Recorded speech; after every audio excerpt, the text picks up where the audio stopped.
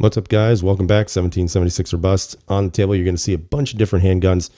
Today's video is going to be more or less about the trigger of choice for me as a shooter. Now, again, this is going to be a complete opinion video. This isn't going to be facts. It's not going to be about, I have somehow engineering evidence and all these evidential facts, so to speak, that are going to tell you why these triggers are best and you should buy them. However, based on my own experience, based on many rounds through a lot of these handguns you see, including some other guns you won't see, I have to tell you that the trigger that I have turned to, and it's kind of my go-to trigger all the time, is going to be Apex. That's not a secret. I've mentioned them all the time in videos, mentioned them all the time on our live chats. And for me, Apex has always been a kind of a stand alongside type of trigger for me. Now, there are other trigger companies out there. You guys can take a look at those. Ultimately, you have to decide what works best for you. But what I want to do is I kind of want to give you a general idea of why I prefer these triggers, just based on the take up, the resets and everything else, and kind of tell you which one I think is the best of all that you're going to see. Now, obviously, there are some here. There's one over here. There's another one over there. But for the most part, I'm going to start off with the Glock triggers because obviously a lot of people will always go to the Glock. And, one of the things they complain about are the triggers. And, maybe rightfully so. I don't think the Glock trigger is as bad as everybody makes it out to be. Obviously, the Gen 5 trigger is a little bit better than some of the other generations. I think the Gen 4... comparatively speaking, because I did own a Gen 5, I think the Gen 5 had a better take up and a better reset than the Gen 4s. But nonetheless, I, again, will always change them out to an Apex trigger, not necessarily because of how the trigger performs, but more or less the shape of the trigger and how the trigger feels when you're pulling it. So as you can see here on the Apex trigger, you're going to notice that you do have your trigger safety, which is very, very similar to a Glock trigger. Most triggers today will have those trigger safeties on here. The major difference that you're going to see here is that trigger safety recesses completely inside the shoe. Now, while this may not be a big deal for many people, I have always noticed that for whatever reason, maybe because I'm a big baby, the trigger shoe to me is always a big plus, especially when this recesses completely in. So if you're spending hours at the range and you're spending, a couple of 100 rounds down range, after a while, that little trigger safety there starts to dig into your index finger if it doesn't recess all the way in. Fortunately, Apex has done a great job by making sure that is not the case on their triggers.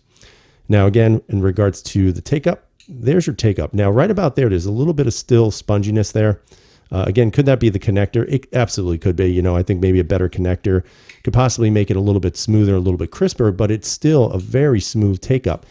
Now, many of you would probably realize that when you have a Gen 4 Glock, one of the things you're going to notice with the trigger is that there tends to be a little bit of that grittiness on the take up, almost a little bit added resistance to it, especially with the springs and everything else.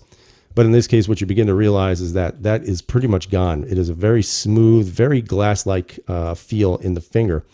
And that's about where your wall is going to be. And then it breaks. There's a little bit more movement once you hit the wall. But other than that, it's a fairly smooth take up. Now the reset is super short. It's got a nice click, audible click if you're into that. It's a fairly positive push forward, but it's not overwhelming, kind of like a PPQ is, a stock PPQ. But again, you have that little bit of mushiness right after that wall, and then it breaks. So, is this going to be a trigger that's going to work for everybody? Maybe not. But for me, I've always felt that because of that smoothness, it has allowed me to be a little bit better, a little bit more proficient at shooting. Now, some would argue, well, you don't need a good trigger to be a good shooter. And you're right, you don't. But at the same time, why wouldn't you upgrade something if you think you can work with it better? I just don't understand that. Now, some people would also say, well, if you get a trigger, what does that mean for, for self-defense shooting? Well, I don't know. I've never had to do it and hopefully I never have to. But at the same time, I'm not sure that's really going to be a factor in anything. And again, I'm not a lawyer, so you can consult your own. Excuse me. But at the same time, what I would always refer to is, you do what's best for you and I'm going to do what's best for me. And right now, any Glock I ever buy is always going to have an Apex in it. So I'm going to show you this big guy right here. And you've seen this plenty of times. This is my P320 X carry. And again, it has the entire full Apex kit on here. So if you don't know what those are, you can definitely look them up on their website. One of the things I noticed on the X carry and also more or less on the X compact, which I'll talk about in a second here, the X carry trigger was decent, but it still was a little gritty. It almost felt like there was a lot of metal on metal contact. So with the Apex trigger kit and everything that comes with it, what you're going to find is that the take-up is pretty much gone. That's your take-up right there. Now, I've heard some feedback from the videos.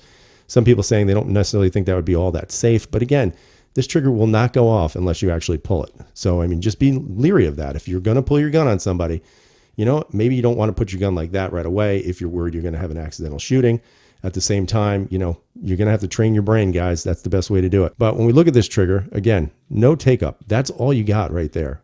And then it breaks. It's a very short break. You're going to actually see that the break of the trigger doesn't go all the way to the back. As a matter of fact, it is almost not even 90 degrees. It's hard to tell because there's a little bit of a curvature there. But this portion where your finger is going to lie is actually a very, very nice, almost, albeit 90-degree angle. So the reset on the trigger is very short, very nice and clean, very crisp. Not a very big push forward, but still enough to make sure that your finger is being used properly, so to speak. And again, here's your secondary break. So there's a little bit of grittiness there. Again, this doesn't have many in regards to time down range, but still fairly good. It's still a baby gun to me, in my opinion. So it definitely needs some break-in time. But nonetheless, very smooth take-up, very crisp reset. And again, I have no complaints at all about how this trigger acts. When I got out of the box, it was about a 6.5 pound trigger. Now it's about a 4.5, almost 5 pound trigger. But nonetheless, very smooth, nice, clean take-up. And again, here's that reset. Just a really nice reset, guys. Just really, really sweet. Now, just taking a quick look, this is the stock P320. And I'll kind of show you the comparison as to why. And again, everything is clear on this gun. This gun hasn't even been shot, unfortunately, because everything's been shut down. But one of the things you're going to notice with the 320X Compact is that the trigger feels a little bit better, but you're going to notice that there's a little bit more lengthy take-up than the Apex that I just showed you. Although the break is very clean and very crisp, and the reset is a little bit longer, a little bit more forceful push forward. I think the Apex allows you to have a little bit more controllability on that, but again, that's just my opinion. But nonetheless, you can see the difference between this one and the other one. If you hear a dog crying in the back, that's my dog trying to get out. Now, I'm going to go to what I think is a mandatory trigger upgrade as soon as you buy this gun. And these are my M&Ps. This is my compact. This is my subcompact 2.0. Love these guns. These guns, in my opinion, are, again, probably not the most popular, but again, I'm not sure why people don't actually like these more. They're just really good, fantastic firearms. They perform really well. Again, both are going to be clear, so you can see that's clear. And then this one I will also clear as well. These are actually probably two of my most carried guns right now.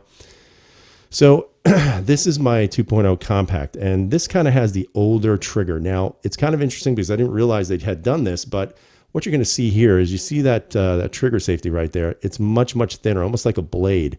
This one you can see has got a big wide face to it, but yet it still recesses flush into the trigger shoe. So if I had a preference, I'd definitely like the upgraded version of it. If that's the case, I'm not sure if that was something they officially changed or not, but it's definitely something that I noticed. Now, to me, when I look at the M&Ps, they're solid handguns, but to me, the biggest thing about these guns that I don't like is a hinge trigger. That's me. It doesn't mean that's you. Now, with this upgraded trigger, you have options. You can change all the springs, none of the springs, one of the spring, whatever you guys want to do, and you can actually adjust the weight of the trigger pull. Now, the trigger pull on the compact is a little bit cleaner. It's a little bit smoother because there's a lot of rounds down the range with this handgun, but you can see there is a bit of take up there, and then here's your break. Super short. I mean, it's just beautiful. Unless you guys have handled this, it's really hard to describe in words, but man, it is a good trigger. There's your reset. Super short, back on the trigger. It's just wonderful. This one here, I think I kept, I can't remember, I'd have to pull the gun apart, but I'm pretty sure I kept all the springs, all the stock springs, because I didn't want to reduce the trigger weight too much on this particular one, because this would be more of my carry, more so, especially in the summer, than this one. So you can see here, again, that this is the new trigger safety, that you can see it actually recesses all the way back. So it's actually a really nice profile. Trigger is super flat, very, very comfortable trigger. And again, just about the same amount of take up. Now, because I didn't change all the springs out in this one like I did this, it's a little bit heavier. You can definitely feel that. But there's your wall and just a nice, clean, beautiful break. Here's your reset. Super short, super nice. Just a really, really nice, clean break.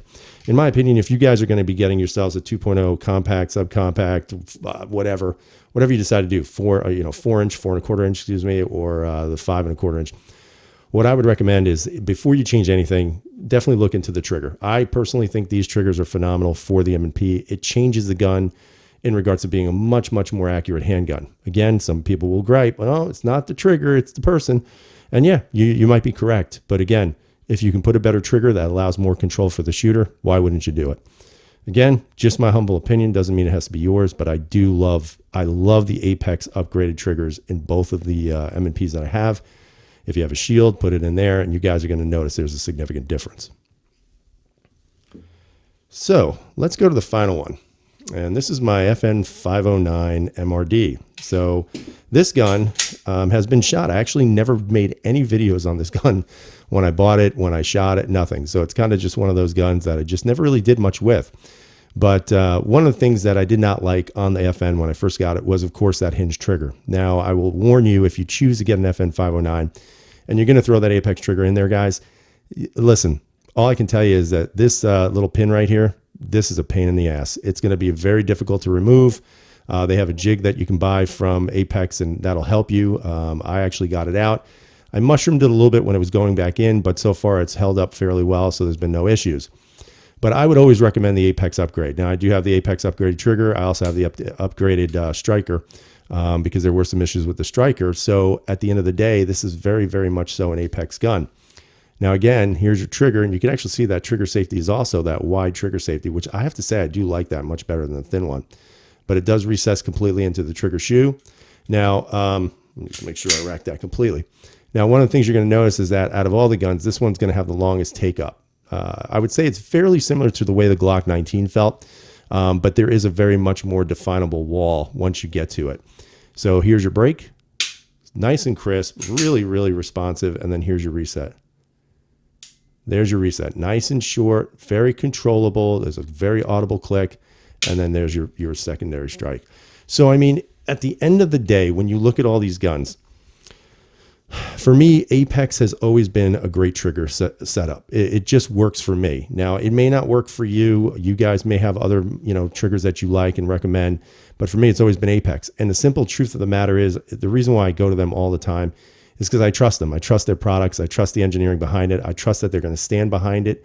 And more importantly, they have never failed me. And I've had these now in SIGs and Walthers, in, plenty of Glocks, plenty of M&Ps, the FN. So I've always had Apex triggers, and at not one time have I ever seen any issues with any of these triggers. So that's kind of just my, I guess you could say, my homage to Apex and how much I really do like them. Tell me what you think below. Do you like Apex triggers? Do you not trust them? Is there another company that you'd recommend? Or if you've had experience with Apex, what pistol have you put it on, and what have been the results for you as a shooter? So guys, leave those comments down below. If you don't mind, give me a thumbs up. That would be great. Hopefully you guys enjoyed the video. I hope you're all staying safe and being healthy out there. As always, everyone, freedom is never free.